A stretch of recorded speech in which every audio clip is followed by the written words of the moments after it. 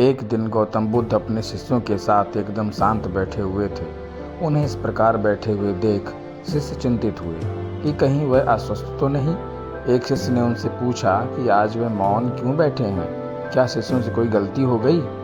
इसी बीच एक अन्य शिष्य ने पूछा कि क्या वह अस्वस्थ हैं, पर बुद्ध मौन रहे। तभी कुछ दूर खड़ा एक व्यक्ति जोर से चिल्लाया, आज मुझे सभा में बैठने की अनुमति क्यों नहीं दी गई। बुद्ध आंखें बंद करके ध्यान मग्न हो गए। वह व्यक्ति फिर से चिल्लाया, मुझे प्रवेश की अनुमति क्यों।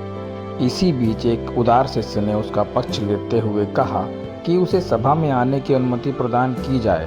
बुद्ध ने आंखें खोली और बोले, नहीं, वह अछूत है, उसे आज्ञा नहीं दी जा सकती। यह सुनकर शिष्यों को बड़ा आश्चर्य हुआ।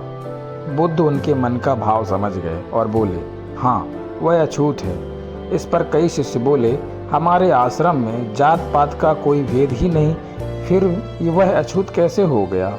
तब बुद्ध ने समझाया, आज वह क्रोधित होकर आया है। क्रोध से जीवन की एकाग्रता भंग होती है। क्रोधी व्यक्ति प्रायः मानसिक हिंसा कर बैठता है। इसीलिए जब तक वह क्रोध में रहता है तब तक अछूत होता है। इसीलिए उसे कुछ समय एकांत में खड़े रह। क्रोधित व्यक्ति भी बुद्ध की बातें सुन रहा था। पश्चाताप की अग्नि में तप कर वह समझ चुका था कि अहिंसा ही मनुष्य का महान कर्तव्य व परम धर्म है। वह बुद्ध के चरणों में गिर पड़ा और कभी क्रोध न करने का प्रण लिया। इस कहानी से हमें यह शिक्षा मिलती है कि क्रोध के कारण व्यक्ति अनर्थ कर बैठता है और पश्चाताप उसे बाद में होता है, जिसका कोई लाभ नहीं मिलता।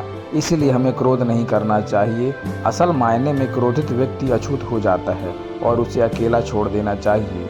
क्रोध करने से तन, मन और धन तीनों की हानि होती है। क्रोध से ज़्यादा हानिकारक कोई और वस्तु नहीं होती है।